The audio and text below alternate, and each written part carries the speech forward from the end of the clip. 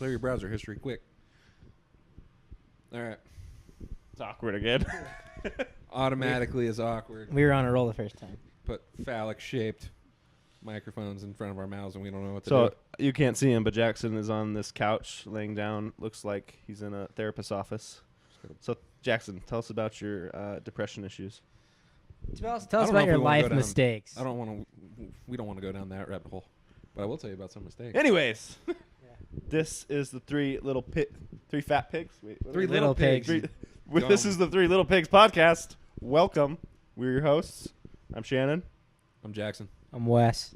And if you want to hear our stories, go back to episode 1, Yeah, where we talk about strength training, and that's it. Today, we are going to talk about mistakes. Are we talking about just our mistakes or mistakes we see often, or We can do all the above. We can do all the above. like the kid I'm gonna have? No, that's Jackson, not you. I was gonna say that, but I think it was strike too close to home. Anyways, so Jackson, why don't you start?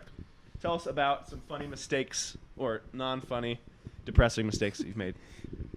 As it pertains to fitness, Sure. or just anything in general. Let's stick with fitness. This is a fitness podcast. Yeah. Well. I think that my favorite was just the amount of time that I spent on flexibility and mobility training. I wouldn't even call it training. It was just wasted on flexibility and mobility. Like, I remember telling clients that they shouldn't squat because of how tight their hamstrings were. And there's no reason to ever tell a client that. How did you determine the flexibility of their hamstrings? Oh, it was pretty simple. You made Bend them, over. No, dude, it was even better than that. It was so much better than that. I made them lie down and put their heel, like, on the door frame. And if you couldn't get to, like, exactly 90 degrees, like, oh, well, you don't have the adequate flexibility to squat. What was your logic behind there, if there was logic behind that at the time?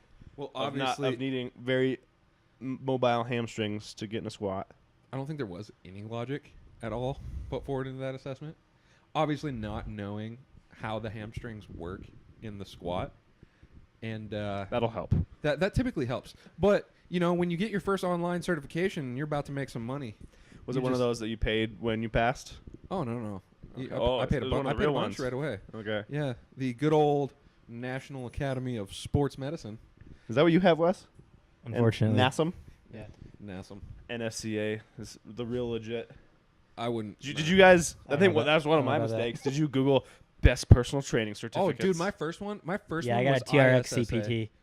Yeah. What's A that? TRX CPT. My It's a first waste one of was money. We can talk about ISSA. ISSA. ISSA. I think that's one that you only have to pay. That looked like it was photocopped. Photocopped? Photocopped. You know, like cop takes photo of it. No, it was. It looked like they just put it on a scanner. It's like the worst quality book and some of the dumbest information that you can find in there. So let's take. No, well, I guess we can save that for a different podcast. Let's say, why are those stupid? Oh But God. we can go on for hours about that. Yeah, this is gonna be a long one if we're gonna go down. But basically, for those of you listening, if anybody's listening, don't trust somebody because of the alphabet soup behind their name. Oh God, there's so much alphabet soup going on, and it's normally too. I think one of the biggest mistakes is that. For personal training, you can trust a doctor for the most part. Yeah, I mean, Gotta be skeptical. I like my doctors to just. I mean, as long as they're Mexican and operating out of a truck, then I'm like, Go to those for proctology. yeah. I mean, that's why I'm so healthy. I only trust Dr. Seuss. Yeah, Dr. Seuss. The most honest. Yeah, but I think that a lot of people think that the fitness industry is actually well regulated, which it's not at all. And it is so ridiculously easy. I remember my first ISSA exam. It was online, and you got 4 attempts at it.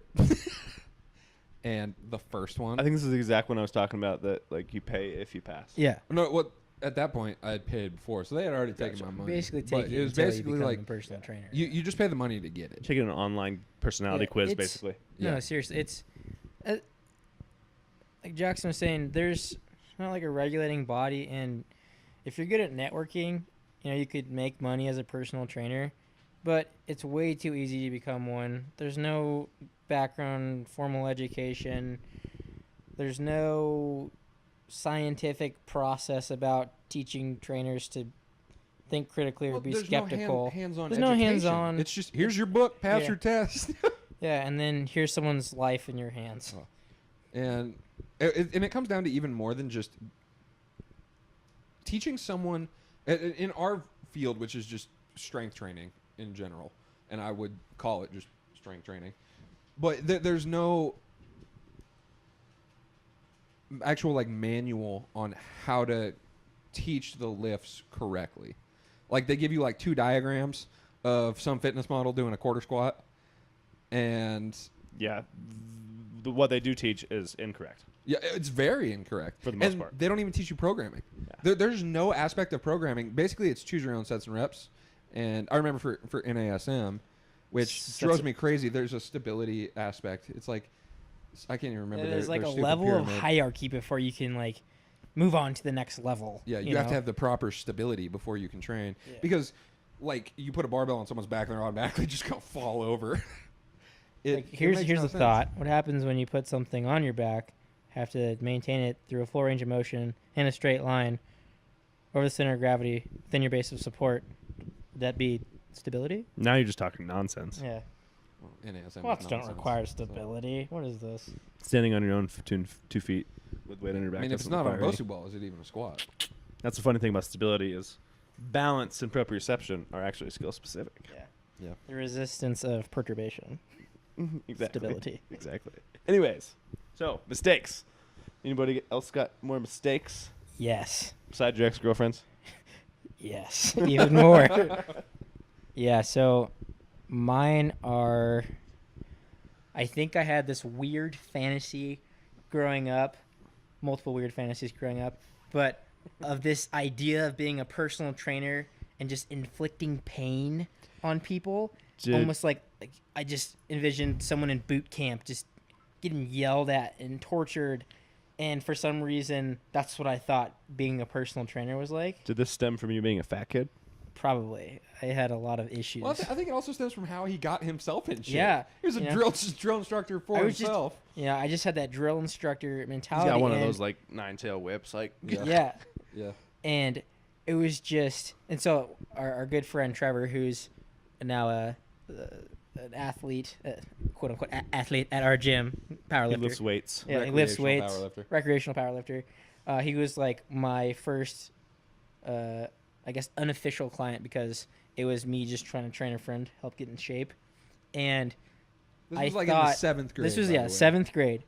He'd get a note from his mom to ride the bus home with me, and he'd pack granola bars in his backpack. And for some reason, I understood that, creating a caloric deficit, intern would make you lose weight You didn't even know that But- much. You were just it basically was like from a very basic understanding. Yeah. But it wasn't. it was basically like don't eat. It was yes, exactly. It was way too far in one direction. So what?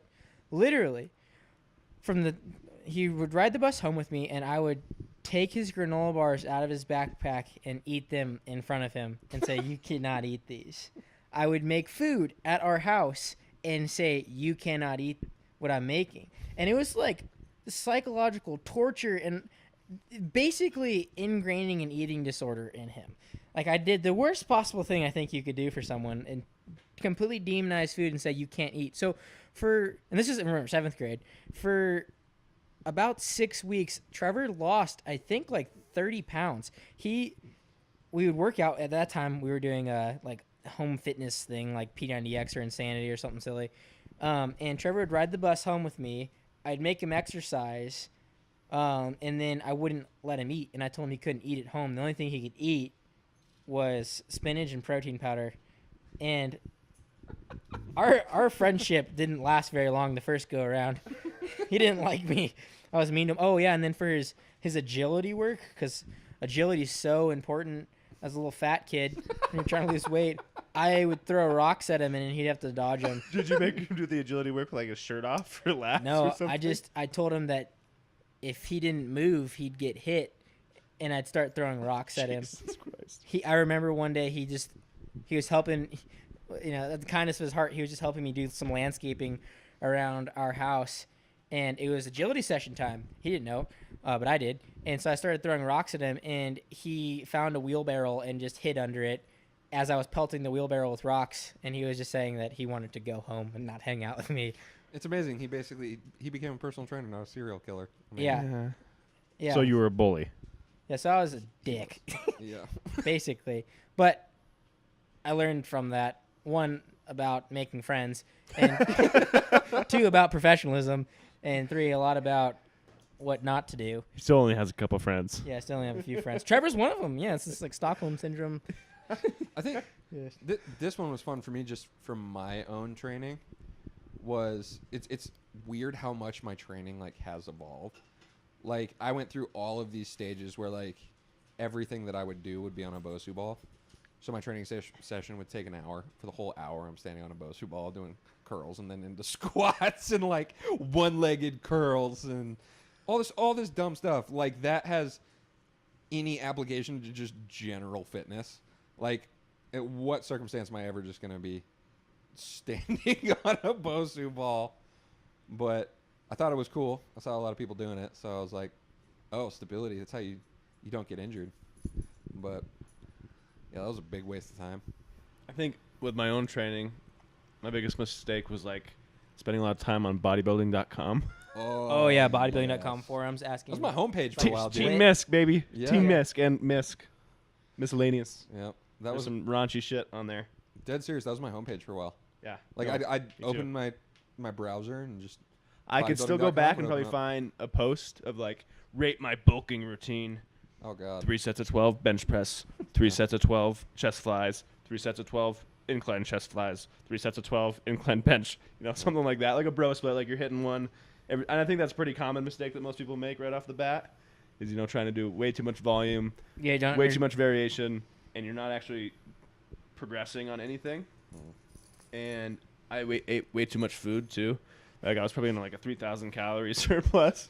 Yeah. And I mean, it worked. I Yeah. did get bigger, and eventually, luckily, I wouldn't say bodybuilding.com was the biggest mistake because it also led me to, the next thing was like starting strength. I think the next routine after I did that was like I jumped on like Mad Cow or 531, Yeah. which Yeah. for just basic strength training, good routines.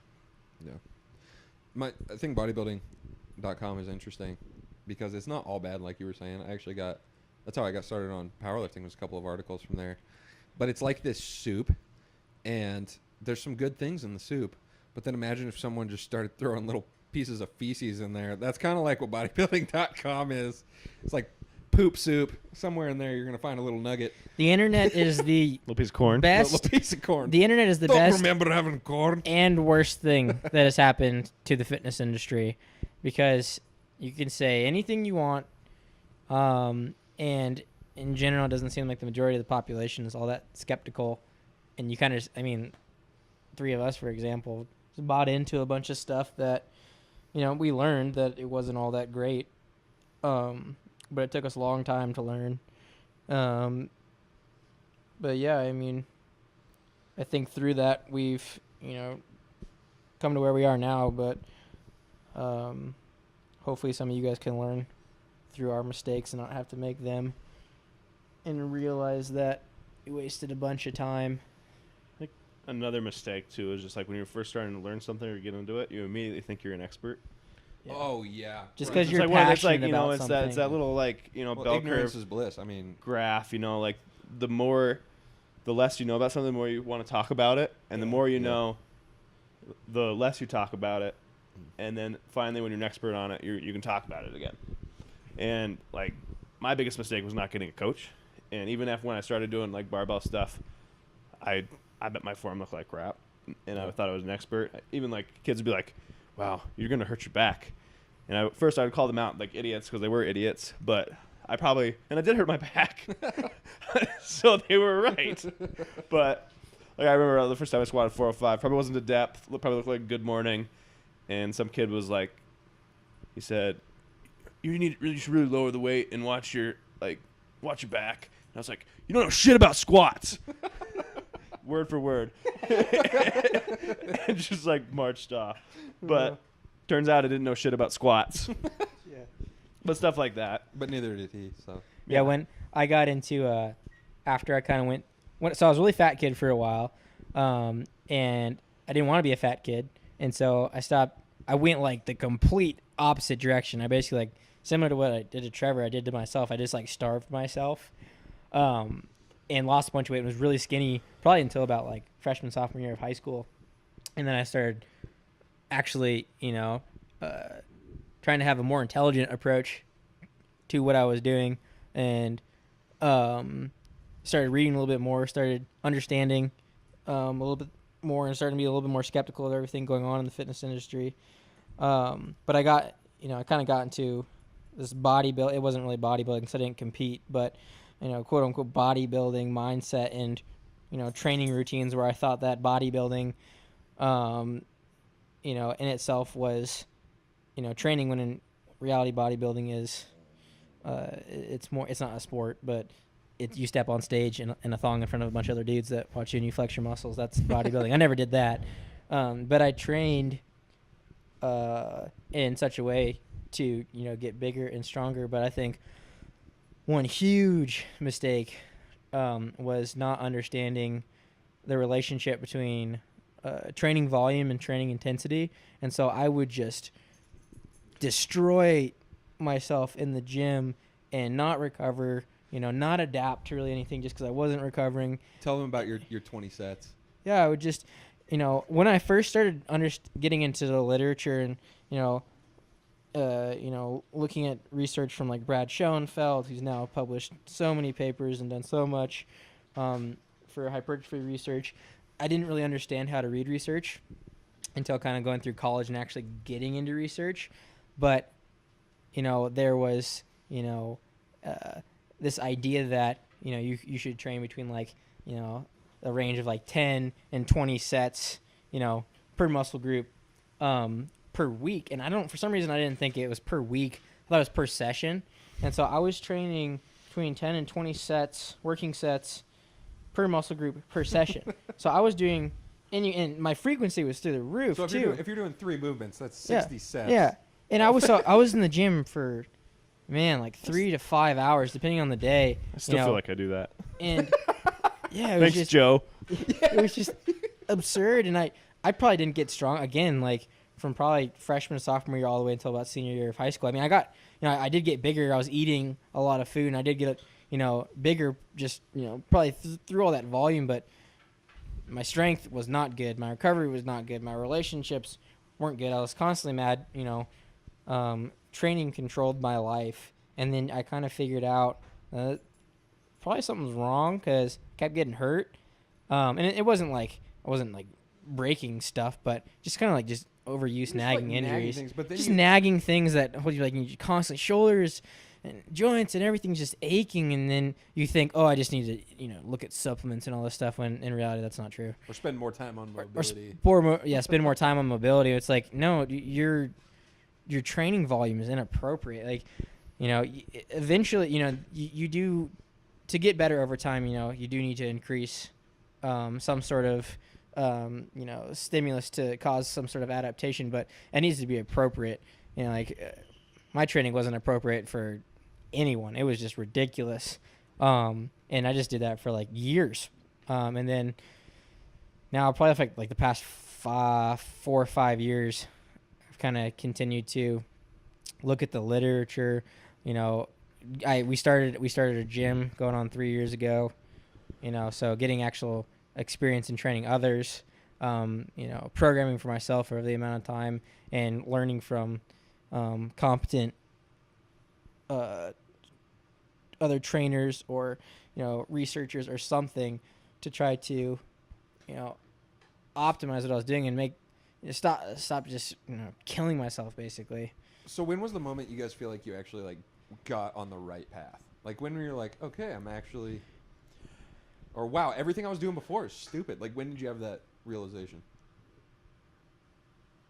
In high school. Obviously, my knowledge has evolved since then. Yeah, definitely. But I was always like somewhere on the right track. Like learned about progressive overload and just doing basic movements and not being an idiot with it. sometime in high school, but obviously once I really started to get interested, it was in college and actually delving in and programming for others as well. As soon as I started training was when I really started to learn more about it. But when I started specifically to train for powerlifting is probably when it kind of clicked for me. Yeah. You know, because I put all these variables together, and I wasn't just like throwing a program together and just winging it. I think similar to what Shannon just said, probably started realizing what I was kind of doing wrong towards the end of high school, and then starting to kind of understand training a little bit more when I actually started competing in powerlifting. You know, when you start competing for something, you know, we're not like fantastic, you know, powerlifters, but when you start competing for something, you want to perform well at it, you want to become better at it, and I think through that, you know, you start learning that you really want to try to optimize your training and, you know, make the most of the time that you have. And I think that's when I started kind of understanding, and along, you know, aside opening our own gym and training, you know, others, and just getting the experience, I think, helped me. And again, still continuously learning. And now I'm actually doing research, which is cool too, just being able to have a question and kind of dive deeper into that. Yeah, I think for me the moment it all clicked for me is when I actually followed my first program. When I didn't create one for myself, you know. And it was a dumb template, but it was I think the first program that I ran was the Cube, and it was the first time where I had any type of structure in my training. And it's at least a form of progression in my training too. Because before it was just like, it was so random. It was like, today I got Bosu ball. Today I'm going to bench. Tomorrow I'm going to bench. Yeah, except for mine wasn't even. Actually, that's what I'm doing now. Except for, well, yeah, but there's a progression involved, you know, like, I had no progression. Like my bench hadn't gone up from 225 pounds since I was a junior in high school until, you know, my sophomore year of college. And to actually have some type of progression, I mean, it took me right away from my first meet. I pulled 500 pounds, and I was 190 pounds at 6'3". But I pulled 500 pounds, but before I had gotten on that program, I was only deadlifting 400 pounds. So to put 100 pounds within, I think it's like, what, an 8-week program or something like that? 10-week maybe, tops. But I literally timed it so that it was 10 weeks out from the meet. I ran one cycle of it. And to just have that progression, I think, was the first time where I was like, holy cow, you can actually... This is why people plan their program. Yeah, you can plan this? Like, this isn't just arbitrary? Yeah, like for a really long time, I thought programming and training was you kind of just went in and like picked some movements that you did.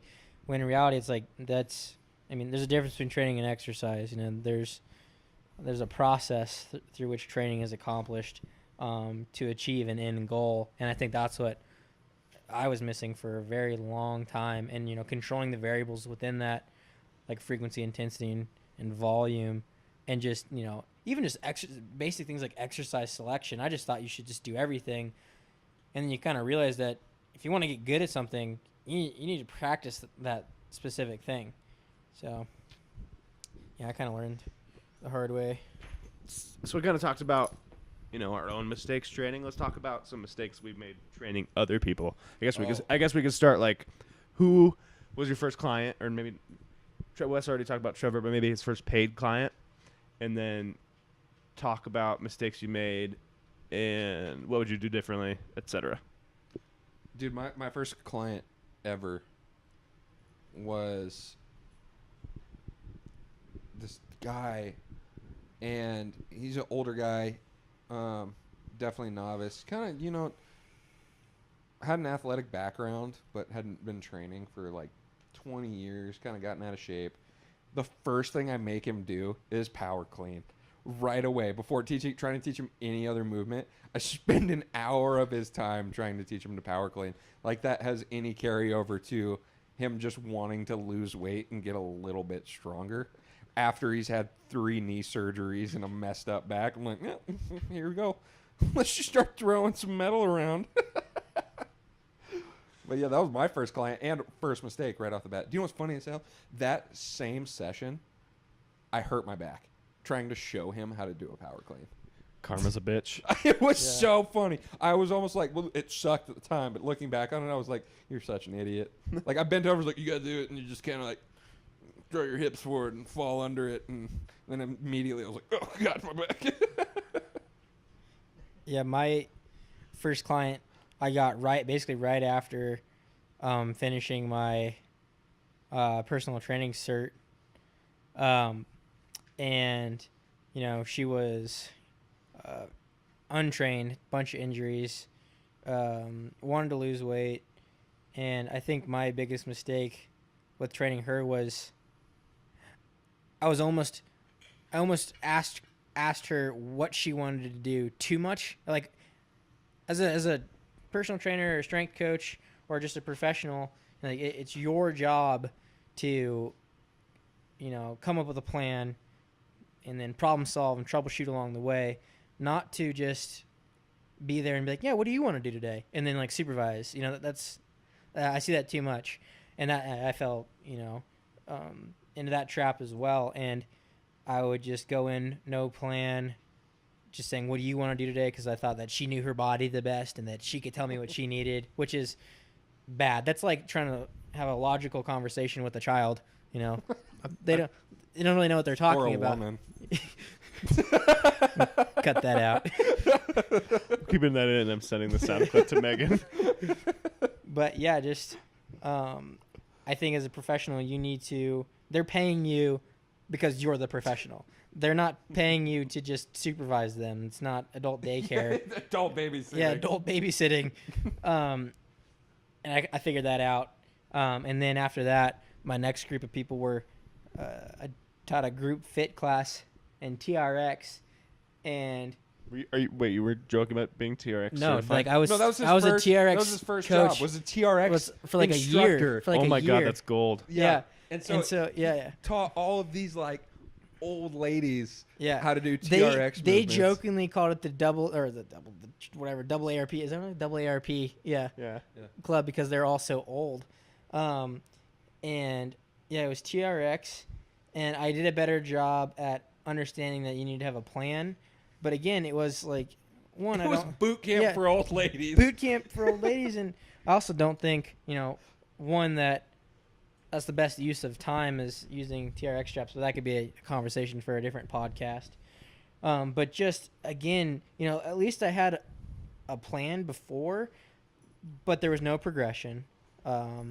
There was no, the exercise selection was all over the place. Even though I had something written down before, it wasn't, it wasn't really. It was a list of exercises. It was a list of exercises that they needed to complete, and it was a group fit training, which I don't think is all that great anyway.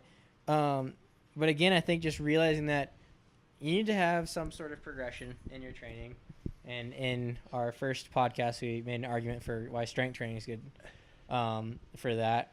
But, at least I learned, I got a little bit better at developing professional, relationships with my clients, and did a better job of, coming up with, I guess, quote unquote, a plan, even though it wasn't a very good plan.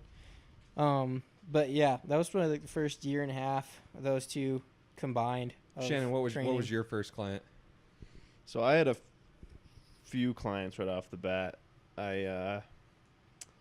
Two in particular. I started training first at a commercial gym in Livingston, and so I had two older ladies. One had like scoliosis, one had like a knee replacement and two shoulder replacements. Kind of what you'll see a lot in commercial gyms. That the people that hire personal trainers.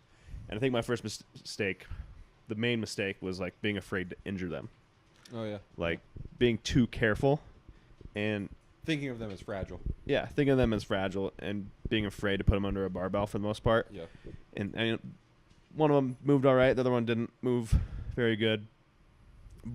And because I inherited them from another personal trainer that kind of was leaving, I was too afraid to transition them from what they were doing to what I knew they should be doing. So you just kept them doing what they had been doing. Well, I did something a lot different. So I did a better job at progressively overloading Yeah. because I knew about that. Because I started training kind of late in my lifting career, but I didn't do. Like I wasn't training. If I do it again, I would train them specifically to start doing barbell exercises. I was too afraid to do that. Like I'd have them do a lot of rows, push-ups, some good stuff, but also some stupid stuff like what are they, YTWs and like things that aren't that beneficial for the time. It's been interesting because like as a trainer, I've progressed as a trainer at like the same rate that I've progressed as an athlete, and powerlifter. Powerlifters aren't athletes again, but progressed at that same rate, right? So like I've gone from not being a powerlifter at all to just getting my online certification, and I'm like, all right, here we go. We're gonna teach people how to do this, and then before I can even properly execute the movements, or before I'm even competent with the movements, I'm trying to teach people how to do them, And so I think one of my biggest mistakes was not getting coaching right away, and for me not having experience for myself before trying to teach other people. I think that was one of my biggest mistakes. But I mean, it was good at the same time because I definitely wouldn't be the coach that I am now or the lifter that I am now if I wouldn't have made the mistakes that I made. Yeah. I think another thing that goes in to these mistakes that we've made is just, a mindset too, and just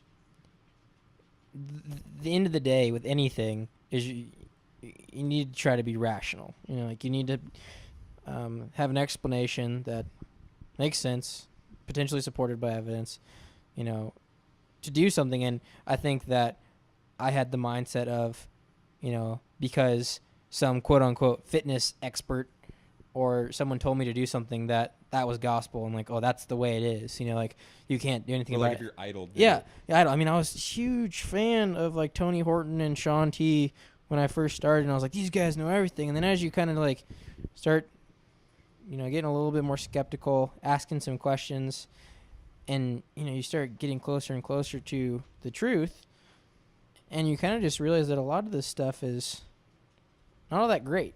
And so as far as performance and progression. Oh yeah, performance and progression. Like if yeah. If your goal is to hop around, If your goal is to hop around and and just have fun and you do whatever, yeah, sure. I don't really care. But if you're trying to make an argument of like what's actually going to get you stronger, or what's going to make you perform better, you need to understand that there are some things that need a little bit more thought than just, hey, I'm going to go from nothing to something. I mean, that'll work if you're a novice, but at a certain point in time, you need to figure out, a better approach. Yeah. What about powerlifting specifically? Oh, powerlifting.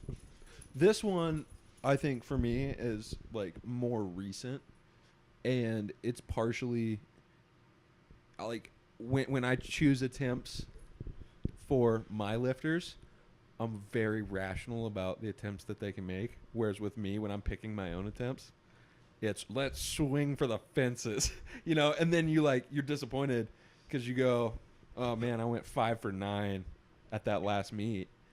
And it's not that my attempts weren't realistic. They just weren't realistic for that day, given the circumstances. And if I would have been coaching myself, I wouldn't have let that happen. Like, you know what I mean? Like all of our other lifters did a fantastic job. But I think that for me, powerlifting wise, it's meet day, choosing my attempts, being strategic. I'm very good with the training leading up to it, and then I feel like I get kind of carried away on meet day. Because some days it's just, it's not your best day. Maybe you slept bad. Maybe you ate something that didn't sit well with you. Whatever it is. But I have this number in my head. I'm like, I'm going to get this number. And even if I know it's not there, I still go for it. I think that's my biggest mistake. Yeah, similarly, I think I had a mindset for a long time of always needing to be the strongest in training. Like always needing to be at my strongest and not realizing that fatigue is a thing. Yeah, like not getting weaker. Yeah, like during or settling for anything less than PRs. Yeah, or just realize I should set my PRs. Yeah, exactly. Trying to set some sort of PR every session at some level is gonna make you burn out pretty quick. Yeah. And kind of saving PRs for meet day is probably one of the biggest. The other one I would say is, what was I gonna say? Never mind, I lost it. Yeah, I think mine is similar to both you guys is in that get carried away and chase numbers. So you know, especially when you program for yourself, and this is why it's a good idea to get a coach for those who are listening, because No matter you, what level you're yeah, at. well, no matter too. what level, it's just it's just a stress that you don't have to worry about, and also you can, you know, for some reason, for me at least when I program for myself, I think I can recover from more volume and more intensity and more frequency than I actually can. And then I, you know, when developing, you know, a training block for myself, you know, I've learned over time, and this doesn't happen as much anymore, but you get a little ambitious and you're like, oh yeah, I can do that. And then you just, you know, drive yourself, you know, into the ground. And then you're just, you know, playing this game of like, oh, now you got to, you know, not necessarily take some time off, but really cut back on what you're doing because you've really screwed yourself. But yeah, just chasing numbers and not being patient, realizing that like training, once you're no longer a novice and you don't experience like rapid gains, what you will as a novice, but once you've been training for a really long time, it takes a long time. It takes a long time to add muscle mass. It takes a long time to get stronger, you know, and it takes, you know, you need to stay psychologically like in the game. You know, you got to be able to, you know, put in the time and, you know, go through the appropriate, you know, steps to get stronger. But yeah, I just impatient and thinking that you're way stronger, can do way more than you actually think you can, and then you kind of, you know, screw yourself. But yeah, that doesn't happen as much anymore. That definitely happened for the first little bit when I actually started powerlifting. It's just unrealistic goals, and then you just get mad at yourself too. And it's just this domino effect of physical stressors and psychological stressors. And then you question your training. And then you question your training. Your training's been great, but really just on Yeah. meet day, you were chasing numbers. Yeah, well, mine wasn't even meet day. Mine was just like the whole training. It's just like, and then you have bad training, and then you don't perform the way you want, and you realize it's just this, you know, it's because you didn't. You got to realize that you can't always be, you know, you're not always like testing your strength. You know, like there's a lot of time that goes into, you know, working on the movements. You know, working, increasing volume, trying to, you know, do other things. But yeah, I think that idea that you're going to hit a PR, like you guys are saying, every session or every week once you're no longer a novice and you've been training for a long time is unrealistic. So it came back to me. I think I see a lot of clients make this. I see a lot of friends make this. I've made it, and it is kind of opinion-based. But I think a big mistake in powerlifting when you're first starting especially is worrying too much about the competition. I know you'll probably get said a lot. Yeah. But I think it's very limiting for somebody to worry about their weight class, their Wilks, their body weight, so anything like that. I think especially as a novice in terms of powerlifting, and unless you're going to set records, go to nationals, worrying about what weight class you're in, worrying about what your Wilks is going to be is very limiting towards your potential. I think the biggest thing you can do is just continually try to increase your total, try to get bigger, and I think in the long term that'll set you up for a better thing. And then in the future, if you're very competitive and you want to cut and actually worry about competing at a higher level, then that's where you worry about it. I think worrying about getting a medal, which if you've been to a local meet, it's basically like handing out participation trophies left and right. Everybody gets a medal. You get a medal. Yeah. You get a medal. You get a medal. Yeah. So I get that everybody wants to be competitive, but I think in the long term that's limiting. Well, the beautiful thing about local meets is local meets give you a goal. They give you something to train for that's time bound as well. Not that it's like your training ceases after that competition, but it gives you something to train for. And I think that you're right on with that, where the first step needs to be just get stronger and then try to have fun on the platform. Yeah. I totally agree with you. And I think that a lot of, you know, I've made a lot of fun of being a recreational lifter, but I don't plan on going to Worlds or Nationals or the Arnold. So even when you're just at a point where you just like being strong and you enjoy powerlifting training, I think that you can limit yourself as well, even as a intermediate to advanced lifter who just enjoys training, by trying to cut weight classes or worrying about your Wilks. If you really don't care about where you place at Nationals or the Arnold or anything like that. And this is in terms of a goal, if you're trying to get stronger, I get people have, body composition goals, and like, maybe they don't want to get too big in terms of like putting on body fat, but like just limiting how much muscle you put on over 3 years because you want to stay in one weight class, I think is the silliest thing somebody can do. And I've done that. Yeah. I tried to stay like 200, whatever, 205 for a while. Yeah. And kept kind of like getting bigger than that and then cutting back to it, getting bigger than that, come back to it, instead of like just continually worrying about my total, worrying about my lifts, and then having the body weight just fall. And it's interesting too, because I was in that same boat, and the moment where you stop actually eat to get stronger. Yeah, you start to get stronger. You get really strong really fast. Yeah. And I remember taking, like my deadlift was 500 for so long. Just even when we started the gym 3 years ago, like for 2 years before starting the gym, my deadlift had been at 500. And it just hadn't gone anywhere. But then the moment where I was like, screw it, I'm going to eat. I'm going to put some food down and try to actually get stronger. That was the moment where literally your lifts kind of just boing, rebound back up, and training gets better. You start feeling better. You don't have those little nagging injuries nearly as much. And you get bigger and typically look better. Now, we've taken it a little far at some stages, but in all honesty, it's not that we're just pigging out. It's that our priorities are different. Our priorities are different. We have strength-based goals. I don't care about how I look on the beach. I want a 600-pound deadlift. That means way more to me. Mm-hmm. Yeah, I think this is an interesting topic, because I'll argue two sides of this. Is one, for those people, like we have clients who kind of make fun of us sometimes, saying like, oh, like, but you're not lean. And it's like, well, that's not a result of our of our training. That's a result of our caloric surplus, But you also have to remember at the same time, this is a performance-based sport, And so, one, it also depends on the individual and what their goals are. You can still strength train, but just manage your calories to a point where, you can still look good and, be strong, But if you're trying to optimize your strength training, like your goal is literally just to keep getting stronger, then it's not an aesthetic sport. Like there are many people that not judged on how you we're look. not judged on how we look. Like, we're eating because we're trying to perform better. And, in many cases, like I probably perform my best at them anywhere between like 17 to 22% body fat in that range, and anything lower, I kind of just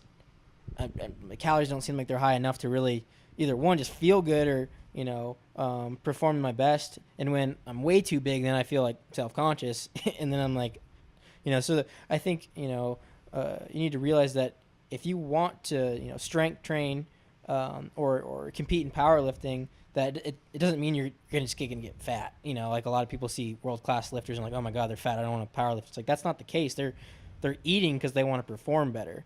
You can powerlift or strength train if you want, and then like we were saying, just manage your caloric intake, and if looking good is really important to you. Yeah, and nobody's saying you have to get fat. No. I'm just saying that if you're trying to stay the same weight for 3 years, you're not going to get as strong as you could. No, absolutely. You need to be in a caloric surplus to increase tissue, unless you're a novice. That's what a lot of people don't understand. It's like if you're a novice, you're untrained, you could potentially increase lean mass and decrease body fat. But at a certain point in time, it's like, even as a novice, you should be trying to put on as much mass as possible. Exactly. Because at the end of the day, mass moves. It's going to help. Being in a caloric surplus is going to help tremendously. And I think competing and lifting heavier than what you want to be eventually is beneficial as well. Like, even if you want to be aesthetic, going through phases where you don't feel comfortable. Classic bodybuilding, they go through they don't get as fat as us usually. Off-season or improvement season where they're eating. I've seen some bloated off-season bodybuilders. Yeah, and it's also you got to throw in PEDs in the mix there too. Like people compare themselves to people on PEDs. It's a lot easier to stay lean or misinformed bulks. Yeah, it's a lot. It's a lot easier to stay lean when you're this quote unquote clean bulk or lean you. bulk. I think is kind of dumb, because anyone would eat more if they could only just put on lean mass. Like everyone would be doing that, Yeah. But when you're in a caloric surplus, like you can control how much weight you gain, but I think the idea of I'm gonna do bulk and just put on lean mass. It's like everyone would be doing that if that was the case. Everyone. Well, and Yeah. I think too a lot of that is genetic as well. Just like there are some lifters who can keep a super lean body fat percentage Yeah. while continuously getting stronger and eating in a surplus, and we hate those people. They're genetic freaks, and they're typically going to be your better lifters anyway. But I think I'm going to change this topic a little bit. Another mistake that I made was program hopping a lot. Yeah. Like I'd get 3 weeks into, maybe running a 5-3-1, and I'd be like, man, you know what? I want to do West Side. So I'd do 2 weeks of West Side and be like, oh, I'm getting weaker. Oh, I'm going to go do a cube again. So I'd go do the cube. And Don't try to fix what's not broken. yeah. Well, and then it goes back to your point too, where I was mistaking fatigue, which is good, for getting weaker. Yeah. I was saying I was even judging my self-worth off of my total, even if it was just in training. I was like, man, I pulled 500 last training session. Now I can only pull 450. I'm such a pussy. I'm not even. Do I even lift? It's Plus, I a think big mistake. program hopping, a lot of us, I mean, I went through that stage too. Most of us do it because we love programming, and like while we're on a program, we'll look up other stuff and be like, whoa, this looks like a lot of fun. I want to do this. Yeah. Which Yeah. I think is another beneficial reason to hire a coach, because eventually, I mean, you can do your own programming really well, but if you have the tendency to overanalyze and Which kind of all three of us paralysis do. All by- three of us definitely. paralysis by analysis, Yeah. then outsource it. I think something to keep in mind what Shannon was just saying is, there really is no such thing as the perfect program, and even as you go along your training career, like what you can recover from is a moving target, and so this thing is constantly moving, but the goal is, like he was saying, if it ain't broke, don't fix it. One, hire a coach. Two, realize that this is going to be a trial and error process. You got to keep some core principles in mind, like being specific with your training, causing some sort of overload over time, and appropriate, amounts of volume, intensity, and frequency. Like these are things you need to consider. But yeah, and kind of building on what Jackson was saying with program hopping too. I think another mistake that I've seen is, at least for performance in powerlifting, is people wanting to do everything at the same time. So you have people who want to perform optimally in powerlifting, but then want to, do a bunch of other competitions, or, They want to do bodybuilding or strongman, Growing. Whatever, and they're trying to do all these things at once. It's like, that cliche saying of, you can do anything but not everything is true. I would say that even helps with just compliance and adherence to a program. At least what I've observed is if you can, train for a specific goal, and you're objectively making progress, or you're working towards that goal, typically you see people complying with it a little bit better. Like they're working towards something, and this randomness. I think it's still better to do something than nothing. But at the end of the day, I think we can do better than just I'm doing something. I was like, especially if you want to perform, to the best of your abilities, or keep working on reaching those. I think again, you need to, have a goal and train, for that goal. But yeah, I think I've noticed that sometimes it's just hopping around like what you actually want to do. Yeah. Agreed. Well, boys, I think we covered some good mistakes. Hopefully, people listening don't make the same mistakes if they already haven't. This has been the Three Little Pigs podcast. Signing off. I'm Shannon. I'm Wes. I'm Jackson. And next one, I think we're talking about nutrition. Keto. No. War on carbs. Oh. I just eat all the carbs. Carbs are the new Nazis. Oh. All right. We'll see you then. Or talk to you then.